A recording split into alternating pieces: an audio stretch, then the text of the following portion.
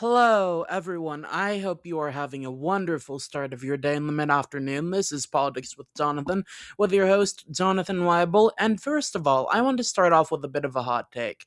I think Sherrod Brown's performance in 2026 will definitely sort of tangle up and intermingle a little bit with Amy Acton's performance. Basically, the better Amy Acton does against Vivek Ramaswamy, the better Sherrod Brown will do. A bit of a complicated way of saying that. So to start off with, I want to look at Sherrod Brown as a candidate. So Sherrod Brown was the three-term incumbent senator from Ohio, and he'd chaired the Senate Banking Committee. Um, and he was known as being a left wing populist, a person that previously, before Ohio became a lot more red, appealed to the working class, was a man of the working class, as he said. And he was going up against Bernie Moreno, a former dealership owner and father in law of U.S. Representative Max Miller. And he had a somewhat competitive primary, as you see by here, but thankfully the base was able to coalesce around him.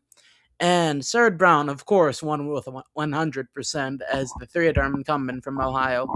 And as we can see through the predictions, this race was definitely seen as pretty close. Some had it as lean D, some had it as lean R, most had it as a toss-up. And if we look at the polling here, Moreno held a small lead throughout, around a point, 2 points, but most people really thought this whole thing depended on if Trump won or if Harris won. If Trump won, Moreno would win. If Harris won, Brown would win. And we know the answer now. Trump ended up winning, and Moreno ended up winning by 3.5 points.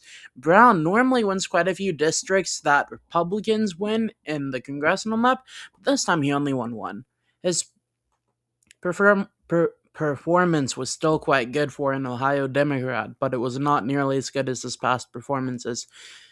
And now we need to look at the 2026 Senate election in Ohio. And for those of you who may not know, J.D. Vance was the former senator of Ohio, and once he resigned to become vice president, Mike DeWine, who Sherrod Brown defeated 19 years ago, appointed a successor in John Husted, who had basically held every role in the Ohio state legislature. His most recent role was Ohio lieutenant governor, and his opponent is Sherrod Brown, who was running again to reclaim another seat. This isn't his same seat, it's a different seat, but still a Senate seat.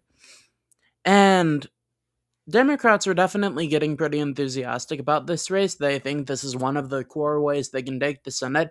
But even through the miracle that they take this race, in 2028, this race will be up and Brown will almost certainly lose.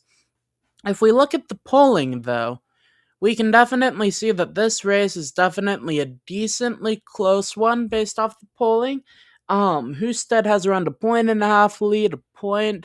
Brown's leading in two of these polls, but one of these polls is Democrat affiliated, and those polls typically overestimate the Democrat candidate, same as the Republican affiliated pollsters.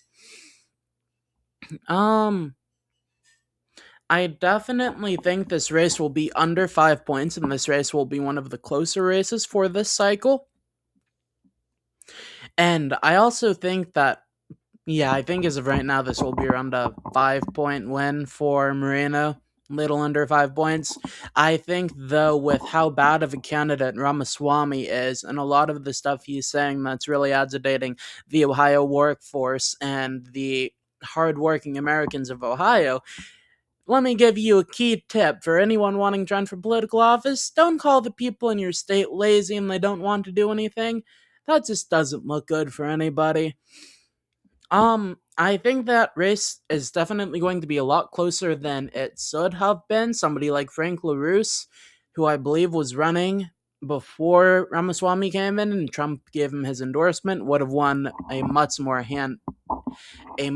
solid victory. Though I think this race could definitely, like I said, this race can definitely get closer if the Ohio gubernatorial race is closer with Ramaswamy and Amy Acton.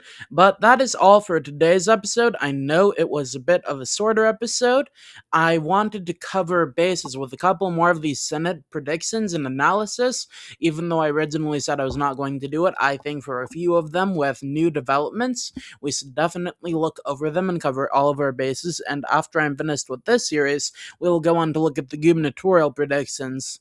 Not the gubernatorial, excuse me. We already did the gubernatorial, the House election predictions.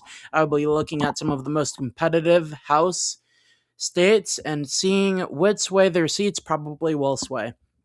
I hope you all have a wonderful rest of your day, and please remember to like, subscribe, and comment. How close do you think this race will be? And also, I want to remind you all, every like we get, every subscription we get, every comment we get, every notification somebody turns on is another person we're able to get on this wonderful journey we are on and to get engaged with this channel. I hope you all have a wonderful day, and goodbye.